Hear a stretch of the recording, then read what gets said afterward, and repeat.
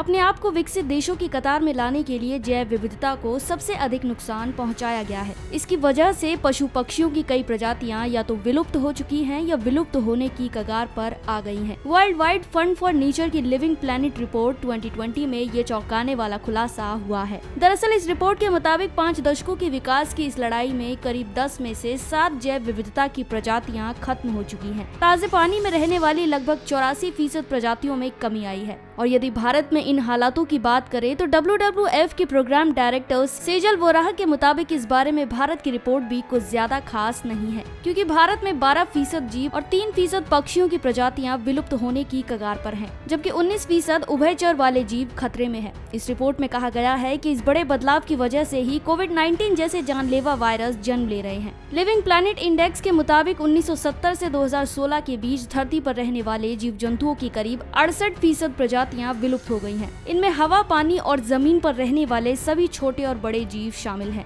वहीं दक्षिण अमेरिका और कैरेबियन में करीब 94% तक जैव विविधता में कमी आई है और एशिया प्रशांत क्षेत्र में करीब 45% तक इसमें गिरावट दर्ज की गई है।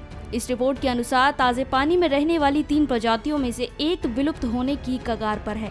भारत के संदर्भ में यह स्थिति और भी भयंकर है। वोराह के मुताबिक देश में साल 2030 तक पानी की मांग उसकी पूर्ति के हिसाब से दोगुनी हो जाएगी। 20 में से 14 नदियों के तट सिकुड़ रहे हैं। उनके मुताबिक भारत के 1/3 नम भूमि वाले क्षेत्र बीते 4 दशकों के दौरान खत्म हो चुके हैं। रिपोर्ट बताती है कि साल 2018 में आई चक्रवाती तूफानों की वजह से दक्षिणी अरब प्रायद्वीप में जबरदस्त बारिश देखने को मिली थी और यही बाद में टिड्डी दलों के प्रजनन स्थल बने। उसी वर्ष गर्मियों में जबरदस्त लू चली और भारत पाकिस्तान के कुछ इलाकों को सूखे की मार भी झेलनी पड़ी थी। WWF इंटरनेशनल के महानिदेशक मैक्रो के मुताबिक ये रिपोर्ट इस बात की ओर इशारा करती है कि इंसान ने प्रकृति से खिलवाड़ कर खुद पर और इस धरती पर रहने वाले असंख्य जीव जंतुओं के जीवन पर उल्टा प्रभाव डाला है। उन्होंने कहा कि हम सबूतों की अनदेखी नहीं कर सकते। वन्य जीवों की आबादी में गिरावट का साफ सीधा मतलब ये है कि हमारी धरती हमें चेतावनी दे रही है और हमारा तंत्र पूरी तरह से फेल हो रहा है। समुद्र और नदियों की मछलियों से लेकर मधुमक्खियों तक जो हमारी कृषि फसलों के उत्पादन में महत्वपूर्ण भूमिका अदा करती हैं, वो अब नष्ट हो रही हैं। वन्य जीवों में कमी होना सीधे मानव के पोषण, खाद्यान्न सुरक्षा और करोड़ों लोगों की आजीविका पर प्रभाव डालता है।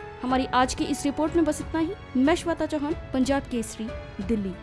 अगर आप हमारी ये वीडियो फेसबुक पर देख रहे हैं तो हमारे फेसबुक पेज punjabkesari.com को लाइक करें और अगर आप ये वीडियो यूट्यूब पर देख रहे हैं तो हमारे यूट्यूब चैनल punjabkesari.com को सब्सक्राइब करना ना भूलें।